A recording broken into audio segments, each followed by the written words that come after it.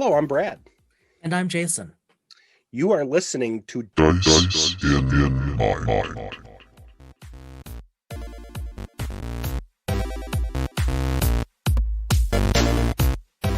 Any night that you and I record is a night that, and I say this in a positive way, that I tend to have coffee in the evening Yep. because what can be more Yep. stimulating to our discussion than adding coffee on top of what our audit, and I say this half jokingly, Yeah. what are always stimulating discussions. I've got a flask of tea right now. Okay. Right, that I've been nursing still warm.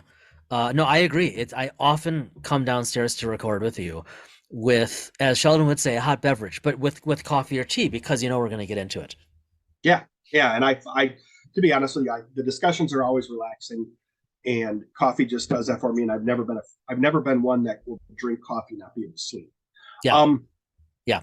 So the topic we're gonna breach this weekend, I'm gonna send it over because you have some good insight on this. Is really focused around conflict resolution, and I want those of us who aren't in the realm of research or anything like that to take this seriously, and mostly because coming from a business environment, anywhere, and you're going to hear this. Mm-hmm. Conflict exists everywhere. Everywhere. It isn't just you arguing with a spouse or you arguing with a child. That's a I hate to say it, a very limited and narrow view of what conflict is. Right. We all deal with it. I know you've dealt with it in academia and dealing with business. I know I've dealt with it in business. From my perspective, conflict can breed innovation. Conflict can breed growth, but it also can hinder both. Yep. It can't be avoided. It can, right, as we'll talk about in a few minutes, it can be managed perhaps, but it can't be avoided because we're human. Yeah. So I know this is something that we've talked about before. Mm-hmm. We're going to have, I think officially at this point, we're going to have friend of the show. Dr. Aaron Peterson is coming back. Yep. Aaron, I appreciate you joining again when you join us here shortly. Can't believe that you know Jason and yet still want to take part in something outside of regular business hours. Well, again, conflict and judgment, not the same. Okay, good point. Yes, right, he's an expert in one of those. Yeah, apparently not the other. No. But seriously, so a little backstory, everybody. Brad and I have had conflict and conflict resolution on the radar for this podcast for quite some time. I mean, for quite some time. And we'd been working on this in terms of our plans, our schedule for just months and months and months. A little backstory. So in December, very late in December, a really cool book came out. Now I'm a little biased and I'll explain that in brief in a moment, but the book is entitled Star Wars and Conflict Resolution. There are alternatives to fighting. It is edited by the conflict resolution scholars Noam Ebner and Jen Reynolds, both lovely people, truly lovely people, both either in or exploring the wide world of RPGs, which is great, and both true scholars, noted scholars in their field and in their fields, because they do have somewhat different backgrounds. And Noam and Jen have edited this volume with authors, scholars, I was going to say all over the country, but it's actually somewhat global as well, writing on conflict resolution through the lens of Star Wars. And the goal, as they've explained to us, has been they want to introduce the research and practice-informed research on conflict resolution to a much broader general audience. So anyone can pick up this book and read it and have fun. If you're interested in conflict and or Star Wars, honestly, this is the book for you. It's intentionally written that way, and real props to Noam for this. They sought out publishers who would publish, print, and sell the book affordably. So, and I really respect that. I really do.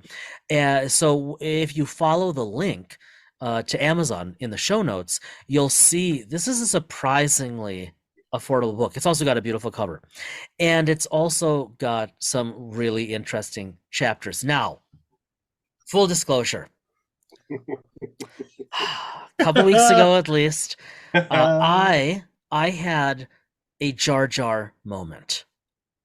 Misa made a muy mistake.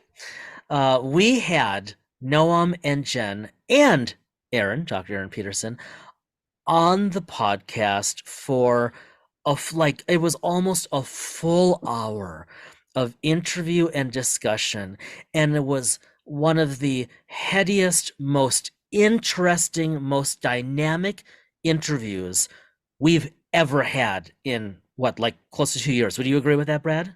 Absolutely. Yes. Everyone had a great time. I think I can say that for Noam and Jen. Everyone had a great time. I know, Brad, you and I kind of left on a high from that one, speaking of the coffee and tea. Hung up, downloaded the recordings, at which point I promptly, irrevocably erased everything. I wish I had the Price is Right sound. Yes, yeah. Noam and Jen, one more time. I'm sorry. They have been exceptionally graceful, and they will be back. You will hear from Professor Jen Reynolds and Professor Noam Ebner in the future. Guaranteed. There's more to talk about. For example, they've just put out the call for chapters for episode 2, as they call it, the second volume in this work. Aaron, friend of the podcast, personal and professional friend of mine, Aaron wrote a chapter for the book. Full disclosure, we wrote it together, but getting that out of the way, he's taught me much of what I know about conflict resolution. And had I not jar-jarred our interview, you would have heard a thoughtful discussion on the importance and the potential beauty of reframing it as conflict engagement, because it goes back to what you said, Brad. Conflict is inevitable. And as Aaron has taught me these past couple of years, conflict typically, or at least often, arises from competing needs between the two or more parties, or at least perceptions of competing needs between the parties. And it's not something necessarily to resolve as to engage with. I'm the type of person that is fascinated by discussions and research into conflict engagement. I'm going to use that because that's the best way to put it. Yeah. Star Wars was icing on the cake for me. Oh yeah.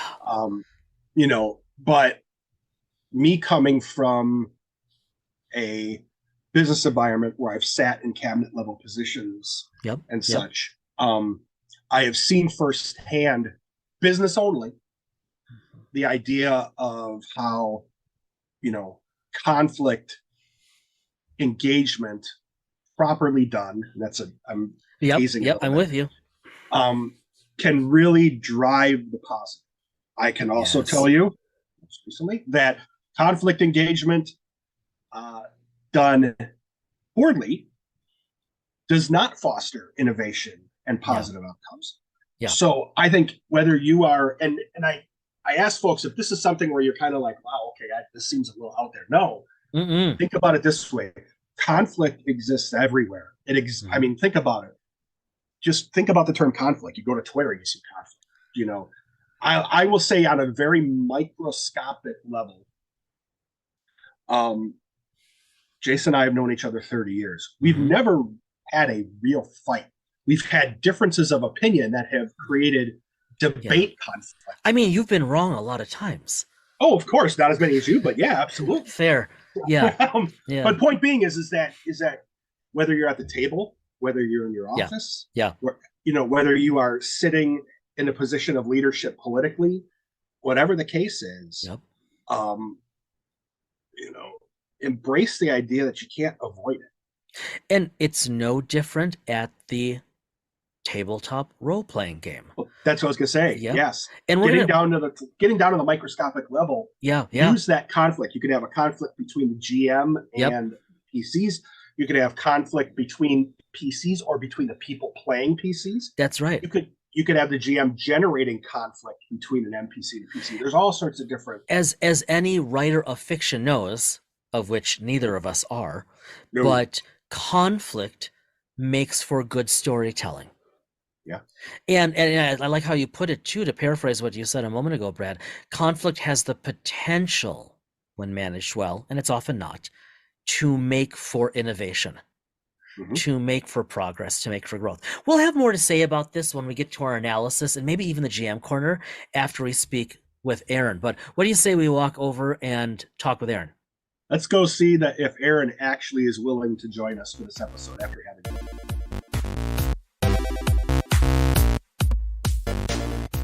Dr. Aaron Peterson is an active researcher and most recently was an assistant professor of educational leadership, as well as higher education and student affairs leadership at Minnesota State University-Moorhead. His research explores conflict engagement best practices for higher education leaders, students, and the private sector.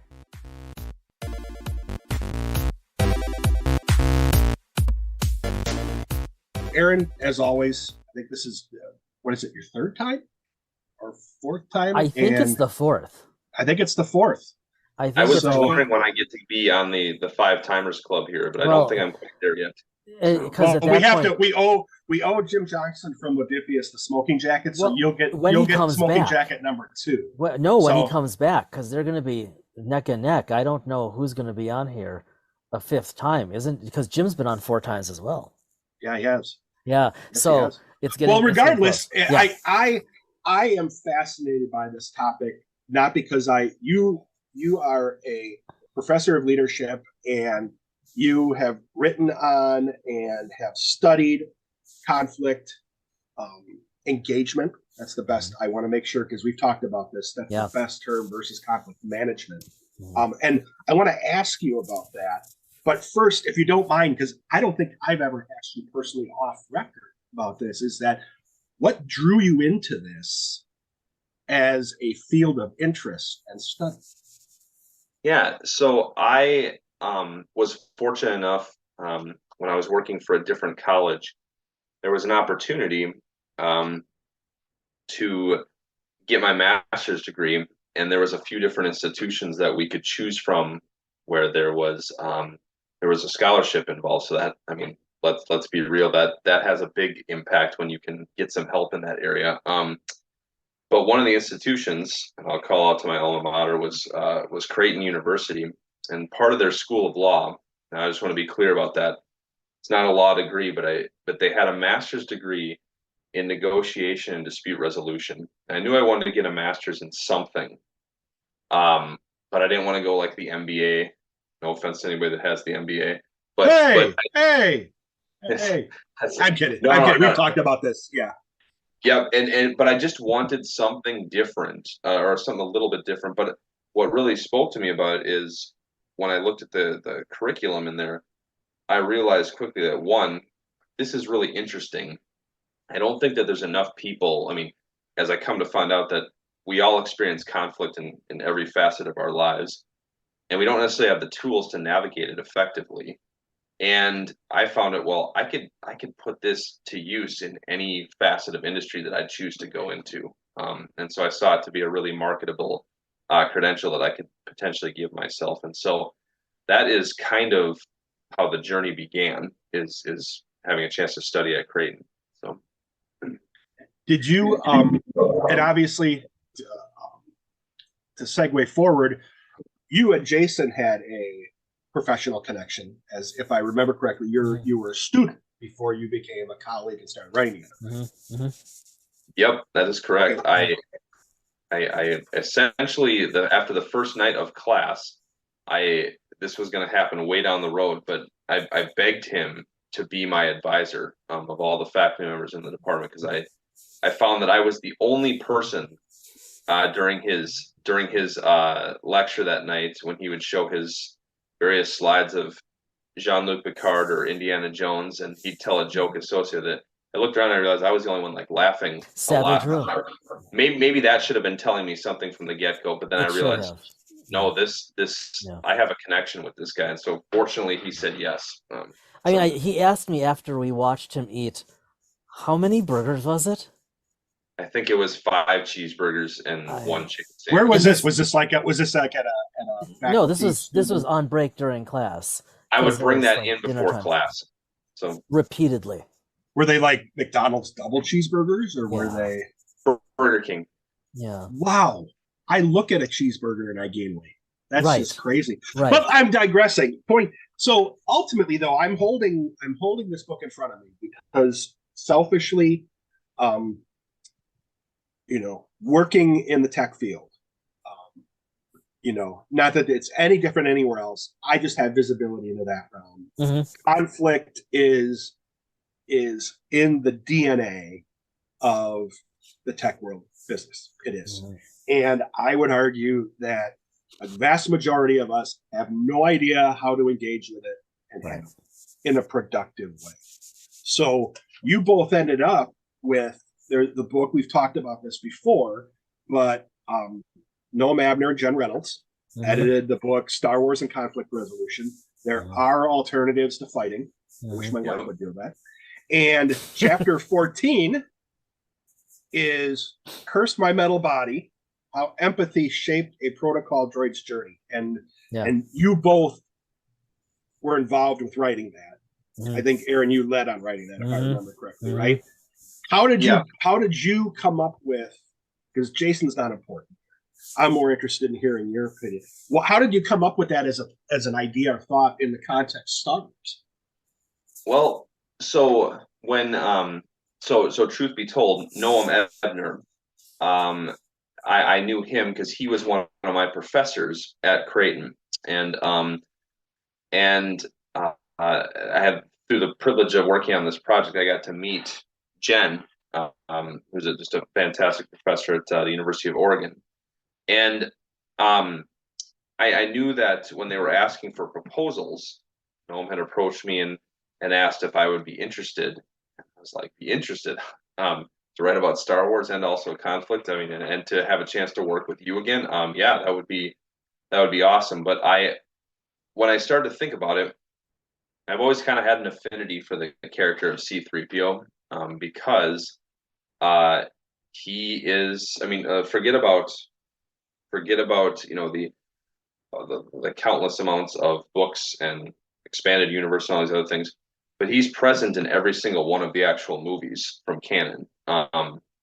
And what I think, so he's not just an outlier character, but in some ways he's not one of the main characters. And so I just found his function of what he was supposed to be as a protocol droid. I had started to think, I wonder if we can do something with this, because 3PO, whether he likes it or not, throughout the various movies, he finds himself in a lot of different conflict situations. And despite his programming, that was kind of the initial. I wonder if we can do, if I can conjure up something that would be in the context of what this book is supposed to be about, with all these other types of topics and things. And then I asked Jason. I said, "This is kind of what I'm thinking. Would you want to be with me on this?" Yup. Because I knew that anything droid related. This is not Jason. Jason loves. I mean, a lot of our role playing in the Wars universe has been droid related, so I could see that. Yeah, and I just knew that through some of the initiatives and projects that Jason and I had started to work on, this was kind of one where I could bring to him, because he's had some really great ideas, but it was like I knew that it would be infinitely better if I would have his assistance on it, which did way more than assist. So it was a lot of fun. It was, I mean, like you said, when do you get to write? I mean, granted, like the books we're working on, we're geeking out pretty hard, but like, when do you get to write about Star Wars through an academic lens? About something really, I'll just say for me, it was really fun because I was coming at this as the newbie, right? Aaron is an expert in conflict engagement, and what I tried to bring was limited to, okay, as a counseling psychologist, I look at stuff right through that clinical lens. And I mean, I don't know what it was like for you, but like I found it meshed well in terms of my thinking. Like I would listen to Aaron talk about navigating conflict, and it's like, there are a lot of similarities between therapy and this, and especially with our focus on empathy.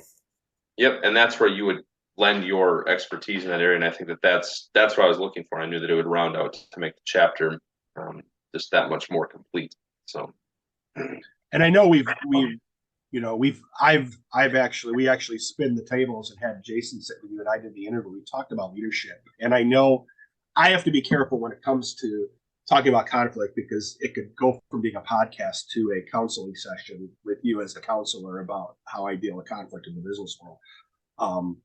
But if you don't mind, and this is a really broad question, so I don't even know if this is the best way to answer it. What do you think from a professional perspective, the biggest or a big misconception is related to dealing with conflict in whether it's the workplace? I think that's where I've been kind of focusing mostly, even though we know conflict exists everywhere in the personal relationships, and conflict doesn't have to be a bad thing, right? I know you've kind of said that in a prior discussion, that conflict doesn't have to be bad. Maybe I'm paraphrasing. I apologize if I didn't say that right. No, that's okay. You're on. I think to answer the question, or at least to start that discussion there, Brad, I think that too often, particularly in the business arena and in other facets too, is that whether it's supervisors, managers, even just coworkers, there's either the impetus to completely avoid conflict and not deal with it, or act like it doesn't exist. But then there's also the other way of thinking that conflict needs to be resolved, like rammed through, or it's something that can just be managed and can be controlled, if you will. And so that's almost, in some ways, it's almost like it still doesn't exist, because we can almost just kind of manage it away in a sense. So I think that sometimes, even though it's simplistic to think, well, conflict is all around us, I think the approach that there's too much of a one size fits all, I think, in the business sense of how we think that we can deal with it,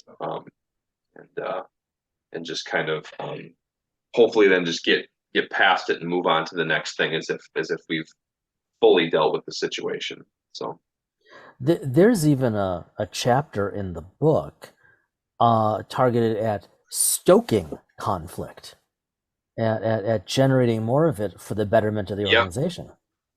Yeah, and that seems kind of and this is something that goes back to my study at Creighton too, but that's a very counterintuitive idea. And it's I think it's something that most people would look at you kind of side-eyed and would kind of shy away from, in the sense that why would you want to encourage more conflict? But we find, though, in going through the process of, and like if we get into this more too, but this idea of engaging in the process of being in conflict, we find that by doing that, and to fully put ourselves in the moment with the other party, with the other person, looking at it from a holistic viewpoint, keeping the conflict going, a lot of times you'll find that you can uncover interests, both from yourself maybe, and maybe from the other person, that you didn't necessarily know existed. And so once you can hopefully reach a resolution, it's actually a more complete resolution. It's not just surface level issues that you're dealing with. And so the idea of staying in conflict can help to achieve those types of results. It's funny because jokes aside, I mean, Jace, we traditionally people, I just say end user because I work in the as an end user who hasn't studied this. When I think of conflict, I think of, mano on mano, I'm arguing with someone. And that's an overly simplistic. But on the flip side, Jason, our friendship over 30 years was bred on the fact that we would purposefully sit down knowing that we had differences of opinion on things, and would talk through them, knowing that we weren't going to change each other's mind, but learning to understand different perspectives. Sorry, keep going. I want to respond to that. Keep going. No. That's what I was going to say. And it's funny you bring that up, Brad, because I was thinking as you were talking, Aaron, I was thinking very much the same line, but not about us, but of how intolerant American society has become in recent years toward debate. Mhm. That it is in this age where everything seems, or so much seems, to go back either to identity politics and Mhm. or vitriol. There's no room for disagreement, and I think that's a real loss. I remember teaching a class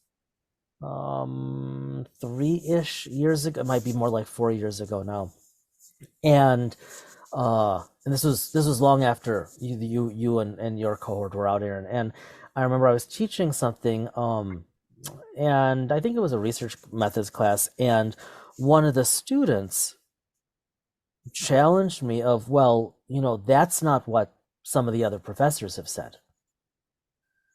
And a bunch of head nods. And my response was something like, I'm sure that's true. I happen to think they're wrong, but Yeah. that's great. And then the pushback was, why are we I mean, there was a lot of entitlement going on here, to be blunt, but why are we in a program if the faculty can't even agree? To which I responded, why would anyone want to be studying at this level in a program where all of your faculty agreed with one another? What would you possibly have to learn from us? That would mean that debate and discussion were dead.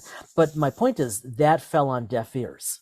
And I Yeah. think it's even worse now, right? To I your would point, agree with that. Brad, to your point. Yeah, it's there's no tolerance for ambiguity. There's no tolerance for, honestly, it seems like sometimes just honesty. Like Aaron, one thing you've taught me over these past years is in conflict often boils down to competing unrecognized needs among the Mhm. parties. Well, I Oh, mean, if you can't talk, if you can't debate, you're not going to get there unless you have a heck of a mediator. Well, and going back to Star Wars, it's kind of the idea of, as Obi-Wan said, Mustafar, only a Sith deals in absolutes, meaning that if you're not this, then you have to be that, is kind of the mindset that when that isn't necessarily so black and white, you know? I mean, he did use the term only, but we're going to give it to him. didn't what does Yeah. Anakin say? If you're not with me, you're my enemy. Mhm. Hmm. After he became Right. before he became scarred Vader, he Right. was And that sand is exceedingly uncomfortable between one's toes. Yes. And it gets everywhere. Right. It's So, just ridiculous. Talk about conflict. no. I just find you both talking about this just um, watching, not necessarily in my own positions, but just watching business, watching politics, watching anything. Goodness, go back and to earlier in the week when you watch, regardless of your political persuasion, I don't think anyone would disagree that there was a, uh, let's just be honest, a change in decorum in the State of the Union.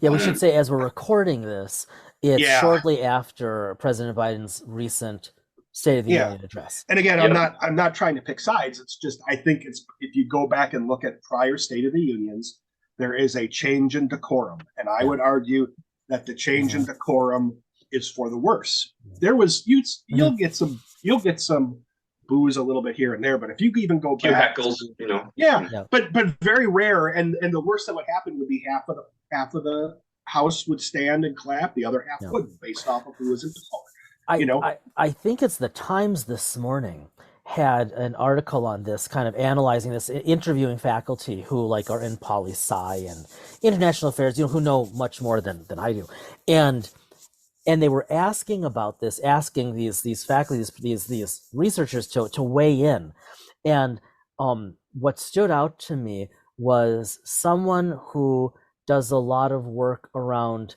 the British Parliament had this to say, and this really, because if you guys have seen like clips of British Parliament, right? I mean, talk about heckling, like at the first, like it's like, whoa, there's no decorum here. I mean, they boo, but unless they'll say the right honorable so and so, yes, and then right. completely trash them. Well, You know? Yeah. but not quite. This is what got me. They'll disagree with policy, and they'll do so vehemently, and with a lot of figurative ribs to the kicks to the ribs. But this professor was asked about this, or was asked about the situation in general for the State of the Union, and she's like, "Okay, look at the British Parliament. There's a lot of heckling. There's a lot of whatever, but you would never hear a member of Parliament make a personal attack on any other member of Parliament, and certainly not the Prime Minister." And she went on to say, or she's quoted as going on to say that if the Prime Minister, or in fact anyone else, had been called a liar on the floor of the Parliament, the Speaker, whatever it's called, the Speaker of the Parliament, I don't remember what the term is, but the Speaker would immediately stop the proceeding. The accuser who crossed the line would then have the option in the moment to apologize. And if they didn't apologize, they would be escorted out. Mm. And she was like, that's simply what happens. This would never fly there, even though they get so much deeper into it because they don't have all the Robert's Rules of Order. And it just got me thinking. I mean, to your point, Brad, right? I mean, talk about different ways of handling and not handling conflict. I'm asking some of, that brings me to a question, and Aaron, I'm not trying to complicate it because I'm really tossing broad questions here, but I'm thinking someone who watches something like that, or someone who watches a politics show on any of the news networks, where you see headbutting opinions, or sitting in a meeting at the office and seeing, sales and marketing going at each other, or support and development going at each other. I could just see this from my own lens. You come out frustrated. If you were given, this is an odd one, if you were given 60 minutes in a room, if I were to say, okay, I'm a director of services, come in for 60 minutes and talk about conflict. If you wanted to get 1 or 2 points across, what do you think you'd go after? I've seen Aaron do this before. I've seen him present on this. Oh, okay, that's cool. I think, because I had the opportunity to take, to study courses that dealt with online dispute resolution and, fundamentals of conflict and arbitration and all these different things. But I think in that time frame, I think the basic thing that I would want to have people come away with, at least, a couple things. And also I think a chance to have time to ask questions too, I think, but is just some really fundamental key pieces. And I think that what I would probably focus on is,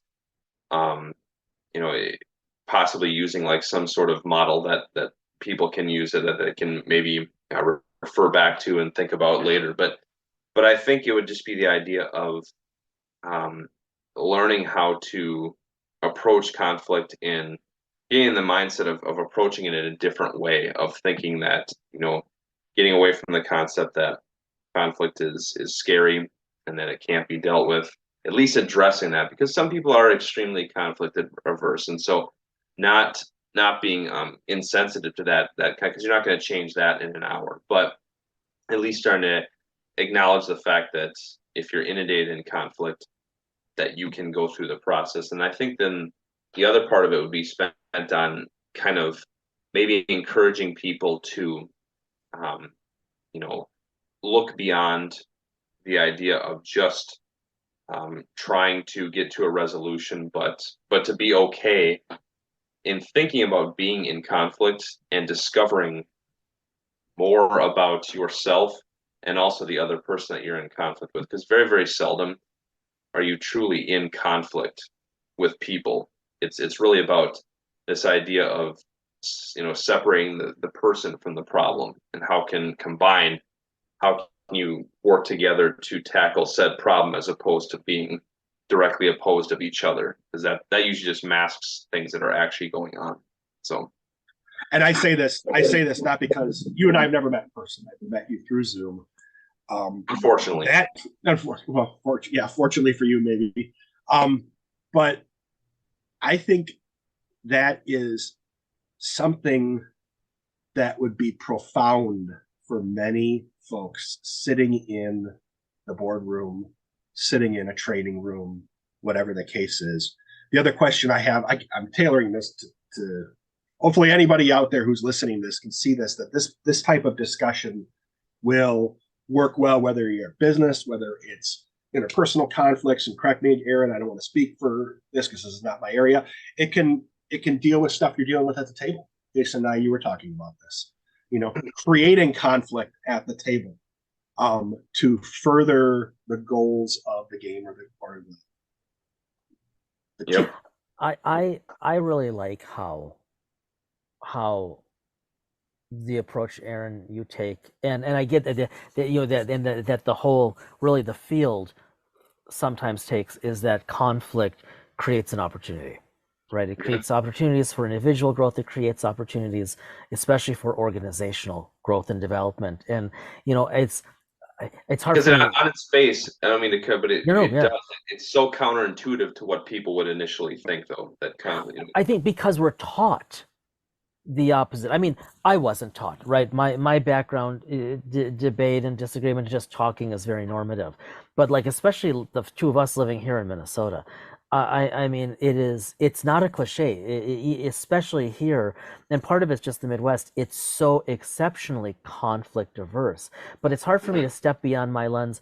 I think you look through the lens of science, and this sounds very much like discussions around just ambiguity, discussions around ignorance, of you're mired in a morass of confusion. Okay, that's great. There's a fair chance you're going to get out of it. You're going to learn along the way, but it's going to be difficult. I mean, that's literally the nature of discovery. And so, if anything, I think, with the conflict engagement, this is an opportunity for discovery that moves an organization forward. That's your again, a loaded question here, but you brought up something about being, Aaron, you mentioned initially being conflict averse. There are people, and there are, I can look back at people I've worked for, who I've worked for, or even myself at certain points in my career where I've been conflict averse. How do you, again, I don't even know if there's really an easy answer for this. How do you deal with that type of situation where you have conflict in an environment where people are adverse to it or are struggling to accept it?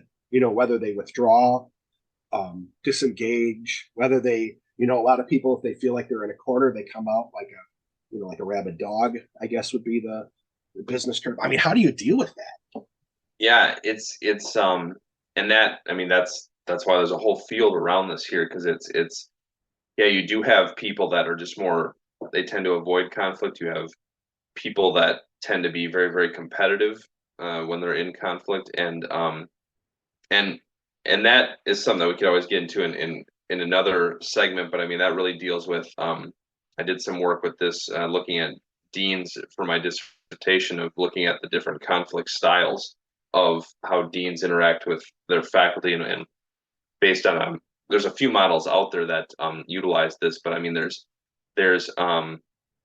you have different matrices basically where people tend to fall as far as how they approach conflict. And so you might have people that tend to be more avoiders, or more competitive, or more compromising, or more collaborative, or more I'm forgive it,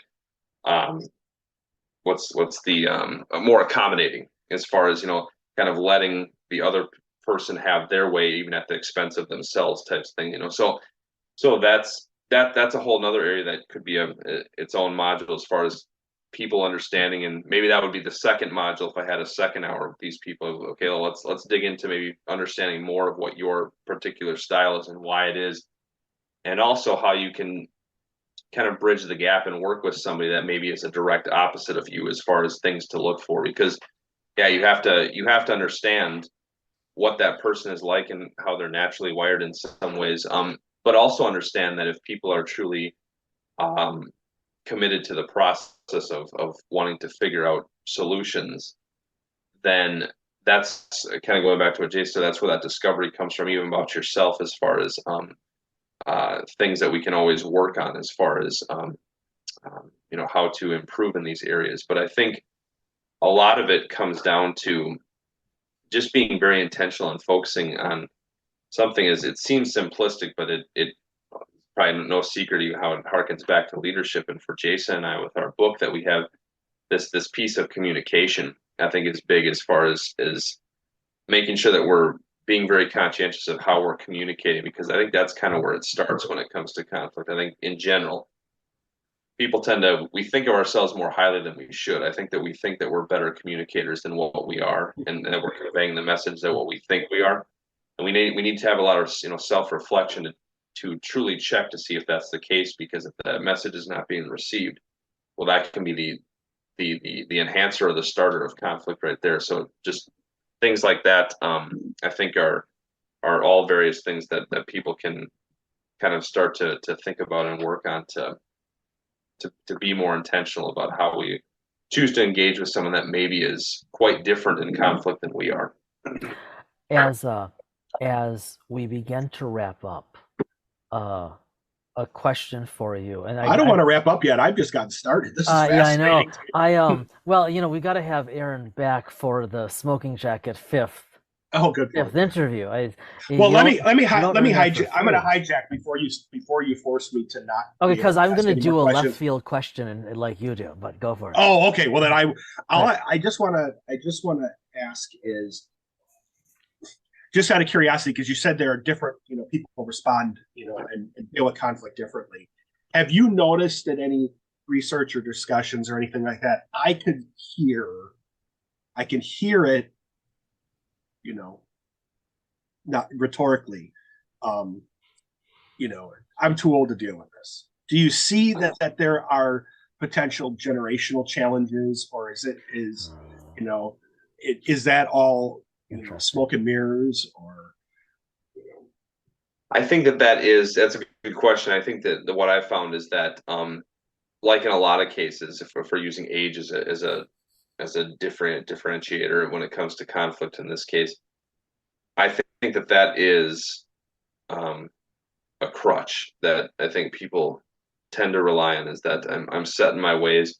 And really, I think what that comes down to just in general is maybe not being fully at a point yet of willingness to, as we say, kind of engage with the other person, engage in the process, because there's still something that's inhibiting them from wanting to do it. And I think that is, because in the end, I think people just in general, there can be some hesitation about being in a vulnerable state with somebody else, about divulging and expressing what our interests are once we discover what they are to somebody else, because that puts us in like I said, somewhat of a compromising position.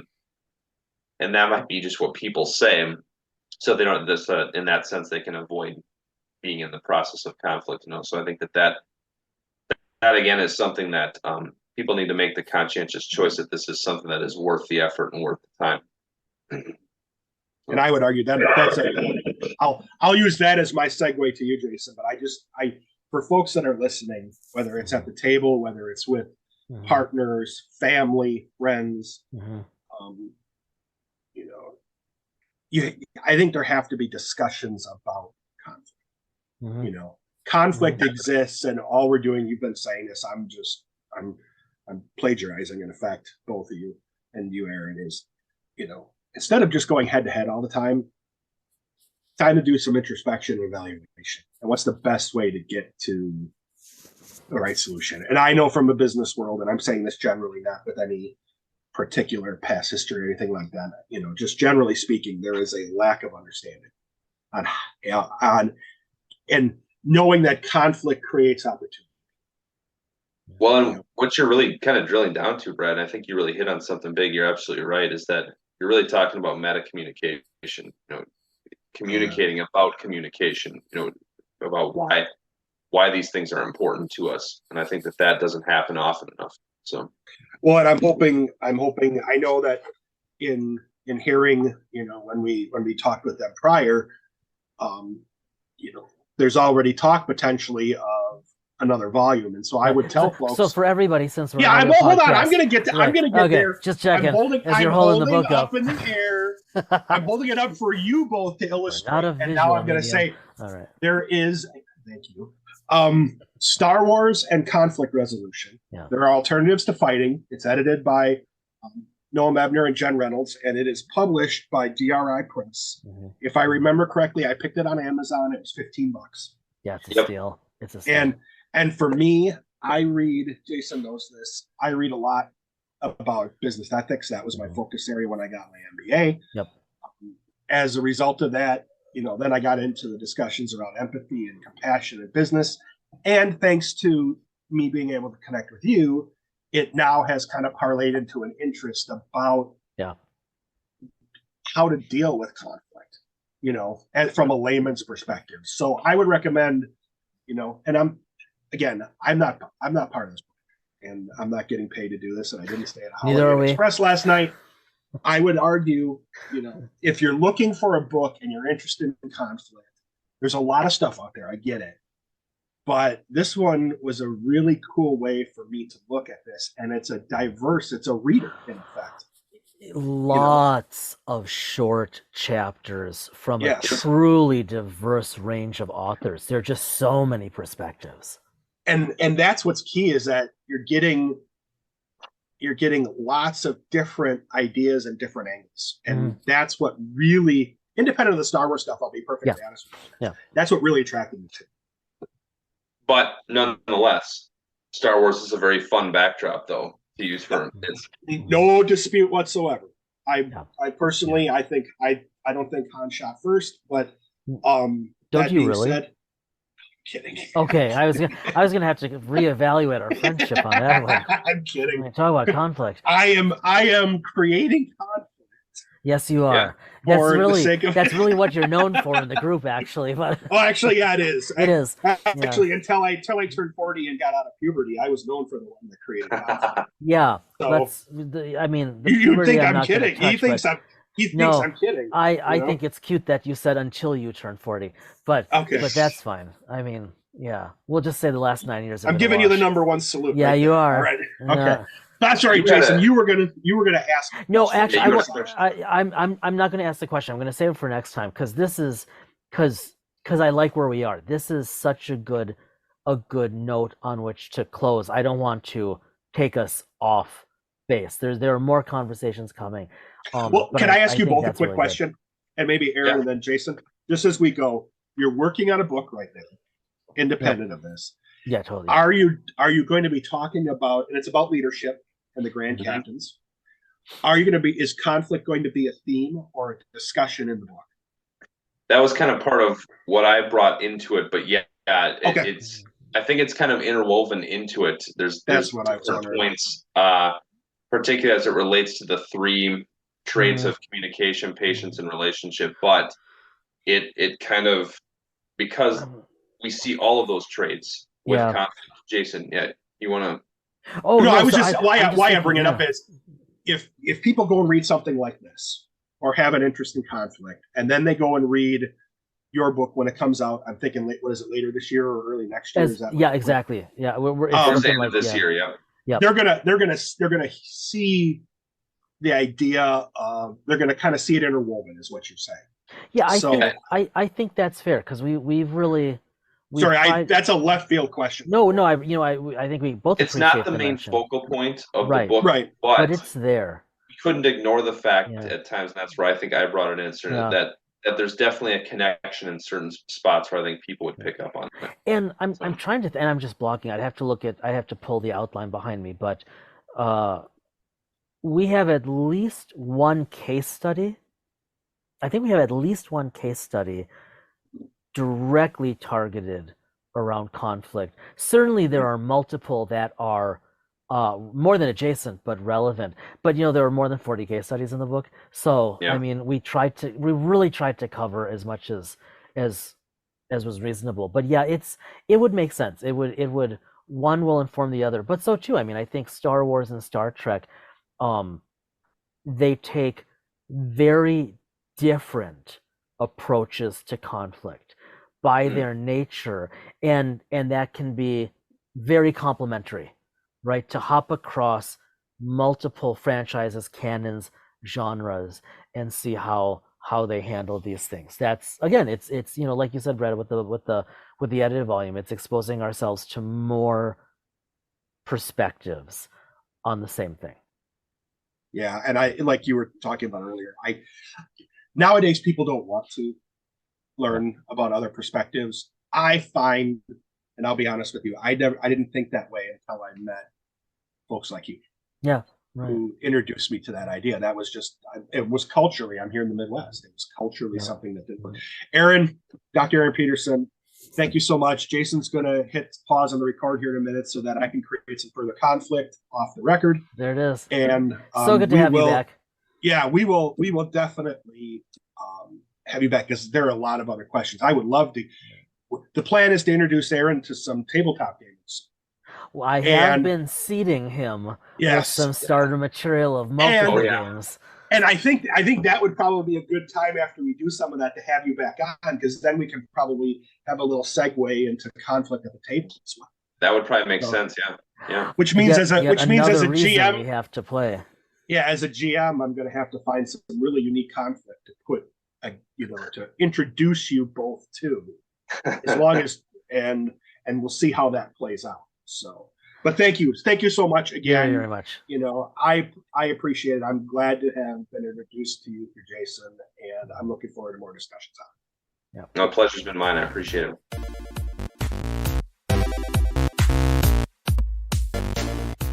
People don't even know to talk about conflict. Mm-hmm.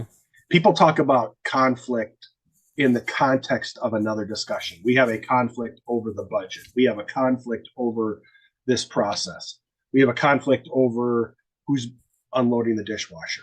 Yep. No one has a discussion about, let's have a discussion about how we handle conflict. We have a conflict about talking about conflict. Yeah. Yeah. The meta discussion is that, if I remember correctly. Mm-hmm. That's the, there was so much I could take away from it, but that's the big one. Is it would be interesting to see how a company or an organization or a family or a marriage or a friendship or anything would change if you just had that discussion.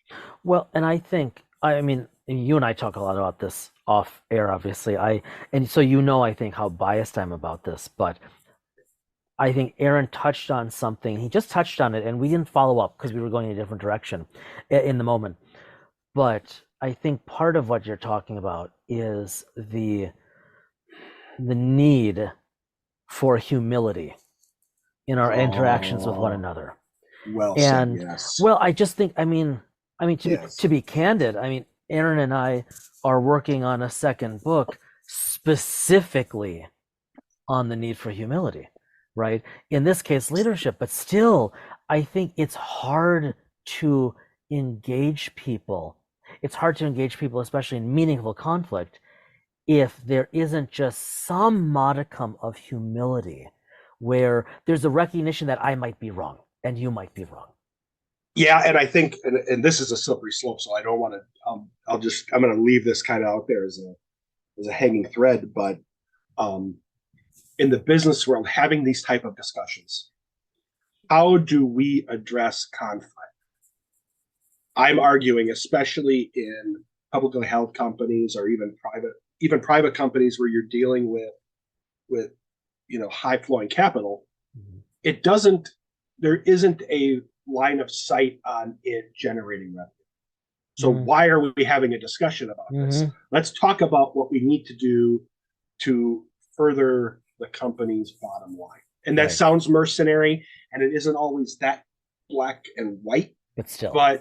But still, people don't necessarily feel the need to talk about how to talk about something, because then it goes back to this idea of why are we having meetings about meetings about meetings? Right. And that's an absolutely incorrect position. Yeah. So. It brings me back to our wonderful yet sadly lost discussion with Noam Ebner and Jen Reynolds. How'd that happen? Weird that. Of how something Jen brought up about how there is a meeting science. I didn't bring that up. Yes, we didn't. But she brought that up, and and I'm still taken with that. How this, I mean, we need to do some work around this, seriously, some research on this. But there really is a meeting science as a field of Yes. study, and I can't help but go there with what you're saying, because so much of it seems to apply. Well, it Go ahead. absolutely does. It absolutely does. But yeah, that would be, boy, that would be really off the or outside of the box from the Yeah. podcast perspective. But that would be a fascinating It would be an interesting one. So, stay tuned to Dice in Mind, all meetings, all the time. Um, topic. to bring it to act, but just seriously, to bring it before we transition again, to bring it to role playing games. I can't help but think about the number one source of conflict at the table, which is often between the GM and the players, Yep. especially depending on kind of the attitude, and as well the game, right?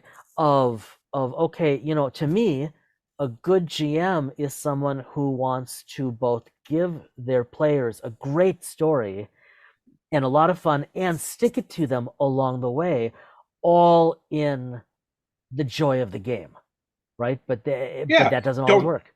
don't take the joy out of the game, because then there won't be a game. But on the flip side, um, you will have, and I'm harkening back to the recent episodes I watched of Vox Machina, where uh, player on player conflict Yeah, yeah, can actually drive the story forward as well. And yep. how, as a GM or DM, do you want to craft conflict See, there's your conflict between, engagement. Yeah. yeah, do you want to create conflict between two people sitting at the table, their characters, Yes. you know? And Yes. and this goes into behavioral stuff as well, outside of my knowledge. Can you do that without creating conflict for the actual people sitting at the table? I, Can you and I generate, this is really abstract, can you and I yeah. generate a faux conflict between our two characters and not have it bleed over to an argument or something Well, between us? or just let's not go the direction of argument, but could we do that where there's conflict between our characters, but neither of us personally experiences that conflict with one another? Um, I think most people, the answer is going to be no. It can't be separated. However, that doesn't have to be an issue if the conflict between the players is really minor, right? Like in just for the sake of the sport, if you will. You're talking within the story now. Within a story, right? Well, no, I'm saying I think if the GM sets up real conflict among the PCs, the player characters, some of that is necessarily going to bleed over to the players at the table, but that doesn't have to be a problem. That can be manageable. That could even be utilized. Again, going back to this notion of conflict engagement, even stoking the fire a bit. So like if we were players at a table, and Scott or Brian or Eric were GMing. Well, not Eric, he's never played, but we want to Oh, include Eric could somebody. be Eric. Eric could be He'd be an a hilarious GM. We just GM, don't know. actually. Yeah, we just don't know him. Maybe he Right, is. right. But so, and then one of them creates conflict between our characters in game. Would that is it psychologically possible for that not to bleed over a bit? I think all but the most psychologically savvy, developed people are going to experience a little bit of that, but I don't see that as an inherent problem. If anything, it could make it more fun sitting at the table. Well, Like, that's what yeah, you know what I think about when I and it's funny. Here's an outlier. Is I'm thinking about player on player conflict and how it could affect the characters, but not the actual players. Is yeah, like if our friends at Mythic Thunderloot are working on an episode, they right. may be engineering that conflict Hmm. for the sake of that episode in Yeah, their adventure, but they aren't necessarily conflicted as the two people outside. I think okay. So I think in that case, that example, brings to the fore that if the players, not the characters, if the players all perceive a sense of autonomy in their actions, if they all perceive a degree of authorship in this adventure and in this conflict, then in that case, I mean, big time. That's a different Yeah. thing where, in effect, they have line of sight on the story. Yeah, And, but or you know- or at least are being asked, kind of like take the Genesis narrative dice system, right? We never did it this way, but the mechanic is designed such that when someone rolls an advantage or disadvantage, actually the player is supposed to weigh in on what they'd like that to be. Well, that can be done to some extent at any table with any game or mechanic. And I mean, kudos to you, because I think like what you're bringing up, that changes the whole dynamic. Now everybody's engaged with moving the story forward through conflict, and no one's ego is going to get bruised. Last question, and then we'll turn it over and we'll head over to the old GM corner. But then the question is, as we are working on our projects within the age system, 3D6 age system, yep, and we're working on our adventures, yep, you know, kind of an abstract question: what do we want the conflict to be? It's an answer that we will talk about offline, but think about it. What do we want? Because we're using the age mechanic in multiple ways, and we're working on something larger, and then we're running some work with the age system to learn it. What do we want that conflict to be, and how do we want that to affect those involved? It's funny now that we've talked about all this and having Aaron on it and everything, because now even for me as someone who's writing and world building, and now conflict becomes which it should be for good storytelling, right? Yes, but we've never. Okay, yeah, we will talk about this much more offline. The first thing that comes to my mind is one of your early ideas with what we're working on. Again, just for us, but what one of your early ideas of maybe having some adventures where there's essentially a mystery to be solved. There's something I can see how that would fit really. Now I'm curious. We'll talk about this more. It'll be interesting as we continue to write.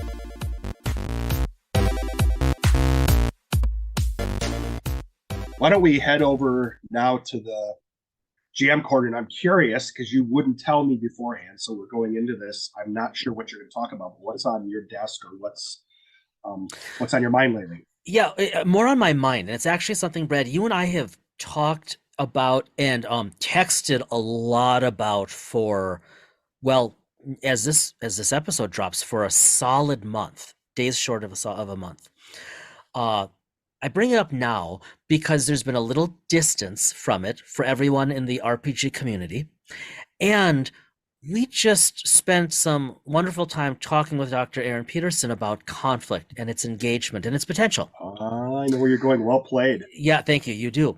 I want to bring up what's on my mind, which is the recent, shall we say, decisions made by Wizards of the Coast around their OGL, their Open Gaming License, their initial announcement. And we don't have to rehash it here in any detail because probably anyone listening to the podcast is aware of this, but the 2-bit elevator speech version is Wizards of the Coast announced they were going to essentially do away with the Open Gaming License, basically charge the larger companies for the rights, and then everyone will be happy.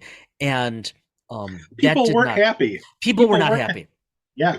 I just hours ago, as we record, I was reading an article on Gizmodo. They reached out to a number of smaller publishers. I mean, compared to Wizards, everyone's a smaller publisher, but they reached out not just to Paizo, but to people we know, friends of the podcast, Modifius, Green Ronin, some of the others, and they all responded that since that OGL announcement, their sales doubled or tripled online, in print, etc. Some of them having record sales and downloads for like the past 20 years. Yeah. I was just gonna say I may have missed it, but just I thought I saw on Paizo's website that the second edition core rulebook had sold out, and they were waiting for a new shipment. And I think the shipment was supposed to come in at the end of last month. Yep. At the end of January, but they had sold out of that book. I know. I believe you. I think that's incredible. That's kind of wonderful. I know in the Gizmodo article, at least one company, I don't remember who it was offhand, exactly, had said that they couldn't keep up with demand. There were going to be delays. Anyways, that's what's been on my mind, and I think it's relevant to conflict because, one major publisher, right, the really big one, obviously, they made a decision. They broadcast. Actually, it leaked, and then they broadcast it. Brad's trying to generate conflict right now on the screen, but we won't indulge him. And so it provided the opportunity truly for some serious conflict engagement, and the RPG community at the level of the publishers, not just Paizo, but everyone else, including lots and lots and lots of the little independents, they just ran in to fill the gap. And of course, many people canceled their D&D Beyond memberships, etc. And I don't bring this up, Brad, to get into it so much as to just demonstrate, lately in the RPG world, globally, conflict has been center stage. No one's really writing about it like that or talking about it like that. But that's exactly what we're seeing. And we're seeing a response by Paizo and some of the others to truly engage with this situation. I think that's cool. You can argue. I mean, we have friends. We know folks from all the companies. We've had people on. Yeah. From from all the different groups. So we don't have a leg in the game other than being air quote end users and fans of products. Yep. So we're not publishers. We sit back and we watch this, and you and I discuss it. Yep. We both want to see what's best for the community. Yep. Yeah, no judgment here. No, none at all. And again, I don't feel like one additional voice one way or the other is going to make a difference in this arena. I am fascinated by the discussion itself. Yes. So true. And there are a lot of good companies out there. You have Free Allegiant or Free League Publishing overseas. You have, like you said, Modifius, Green Ronin, Edge Studio. You have Chaosium, Evil Hat. There's and we're only hitting. And I apologize to a lot of them. I'm not intentionally missing anyone. Point being is, I think this might have, for better or worse, hopefully, in many ways, this could be there could be some positive outcomes from this. Wizards has changed Wizards has changed their stance. Yep. We have seen business and visibility grow for products, like you just said from the Gizmodo article. You and I are working on stuff related to Green Ronin's 3D6 system, the Age system. Yep. Wonderful system. Which was completely independent of what was going on. Oh, yeah. But we're fascinated by mechanics galore. Yep. So, yeah, it's a fascinating and interesting discussion and story to follow. I really honestly don't necessarily have a strong opinion on any of it, and I'm not trying to dodge it. It's just I'm reading it so much from an end user perspective that I haven't dug into a point where I feel like I need to formulate an opinion. Well, and I think, you and I have always been thoughtful in terms of how we approach some issues, because this is a podcast where we want people to feel welcome, listening, being part of the audience, being part of the community, being part of the family of Dice and Mind, if you will. And the fact is, it really looks like the community, the community with the industry is engaging. It's regulating itself. Do I like what Wizards initially put out? No. Do I respect the ultimate recant and explanation by their lead, about a week later. I have to, right? It was open and transparent, like you said. And so I'm just, like you said, I find it fascinating that this happened in the industry from really the 600-pound gorilla. Yep. And there was such an overwhelming response that the industry and the community engaged with the conflict to tie it back. It wasn't about so much resolving. It wasn't merely management. It wasn't just to complain or to fight, but immediately solutions were being offered. Yes. And that's pretty cool. I mean, that's pretty cool. So what else is going on in your mind or on your desk? I think, you and I are working on some side projects related to the Dice of Mine brand. Yep. I think I mentioned in the last episode, I'm in a job transition. So I am on one hand busy enjoying some time where I can get up much later than I normally would, and enjoy the day. But I've had to kind of reacclimate myself to structure, because otherwise I'm all over the place. Yeah. So those projects, we have some writing stuff that we're doing, that we're working on gaming and for the brand. And then I have to reach back out to our friend Scott. Scott has been anxious to get gaming again. Scott, if you happen to be listening to this, I want a game. Yeah, I will have probably talked to you by this point, and if I haven't, then I'm really a terrible person. Those are independent. Yeah, I know, but okay. Let's just, for the sake of the discussion. Okay, sorry. Let's engage with it. In this microcosm, let's just go with them being not mutually exclusive. Fair enough. I picked up. There's two games that I've been focusing on outside of the age system that I've been fascinating on. One I've told you about that I found online. It's published by Andrews McNeil Publishing. It's going to depend on who you talk to. I'm hearing it as Zweihander. I've also heard people call it Zweihander. Yeah. And it is a D100 mechanic RPG. Yeah. And it has one of the, I have to say, most robust core rulebooks I have ever seen. Yeah, hold it up to the screen for a sec here. Yeah. So what you all can't see is, I'll give you. You know what this book is, right? The Modern Age Basic Rulebook. It's a beautiful thing. I'm gonna give you so the Zweihander, which has an umlaut, that's important. The Zweihander, that's for 3 times the size. It's 3 times the size of the Modern Age book. It's literally like 1.5 inches tall of a book. Like that's a tome. Yeah. So I've been digging into that, and then the other one that I've been digging into, and there's a reason behind it because you and I have talked about this, is RuneQuest. Now, RuneQuest is a granddaddy RPG. It's been around since around the same time as original D&D came out. And what fascinated me by this is Greg Stafford's world building efforts around Glorantha.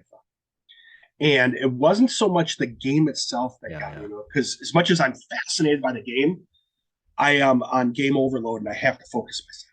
Oh, I know there's so much. I know. But the amount of effort and work. I have the 2-volume guide to Glorantha. It's 2 volumes. These are like coffee table book volumes of material. It's just the history of it. The history of RuneQuest, the game, as it went from Chaosium to Avalon Hill, back to Chaosium. Mongoose published something. It's just a fascinating story of the RPG and how it's come back to Chaosium before Greg Stafford passed.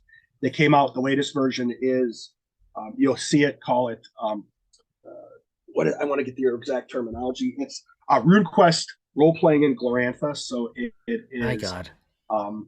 RQRG is what the initial abbreviation is for it. So those are the things that I've been focusing on from an RPG perspective. The only other one I'll mention is there is a book that came out in the early 90s that had a real cult following from, at the time, TSR.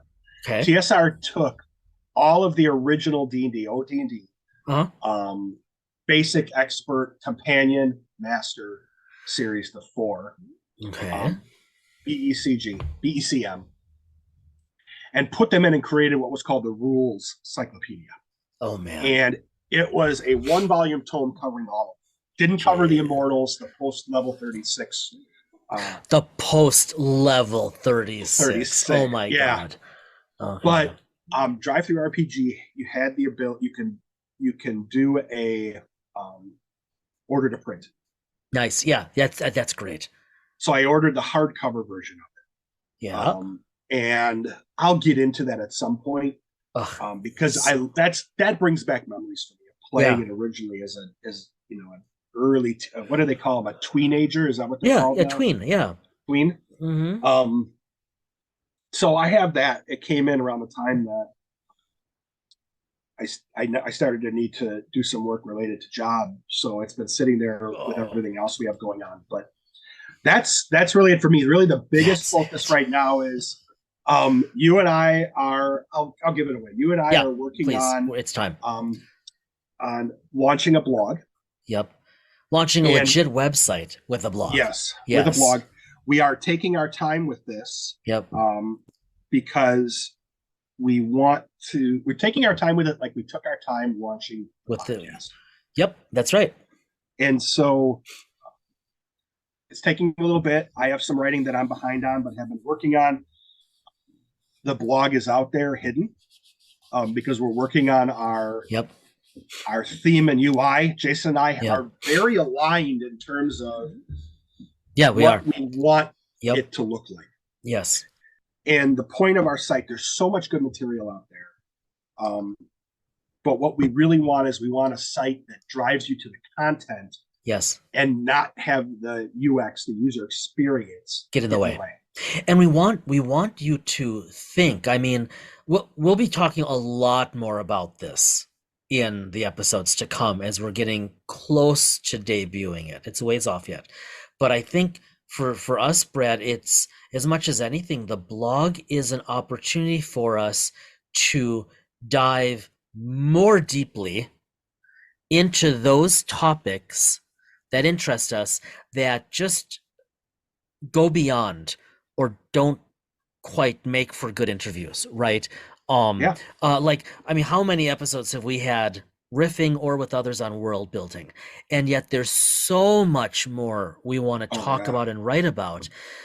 So like, for example, I mean, some of the earliest posts are going to be us writing about world building, ideas for that, etc. And then other things like belief and how that can manifest in role playing or in our favorite canons.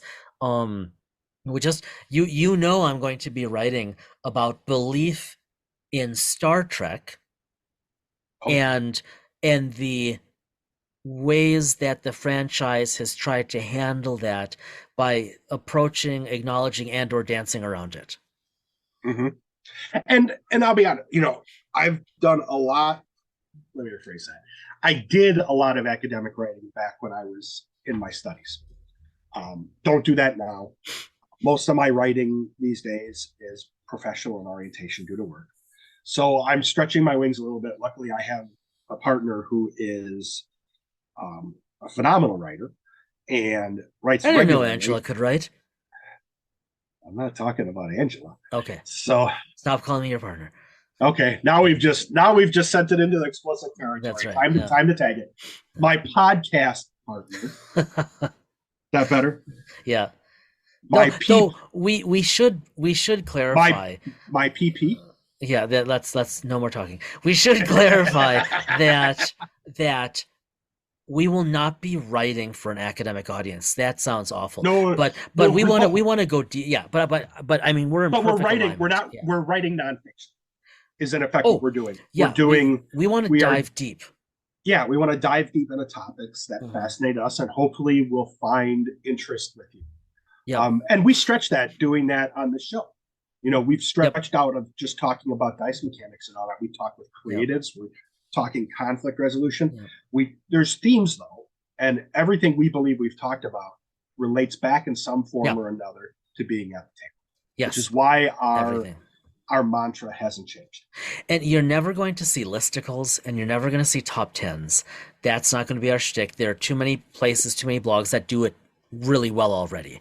Much better than us. Much Yes. better than us. We aren't out there to compete with anyone. We see a niche where people are interested to read about and think about these really funky, cool aspects of role playing or real life as they intersect, and you just can't get that anywhere reliably. That's what we're going to be doing. Yeah, absolutely. Yeah. You got it. So Yeah. that's where we're at. So that's the writing projects and the work that we're doing outside. That's where I ended up, deep into RuneQuest and Glorantha, is this research and reading I'm doing on world building. Yep. So All right, everybody. You know the deal. Thanks as always for being with us. Be well, stay well. We will see you in 2 weeks.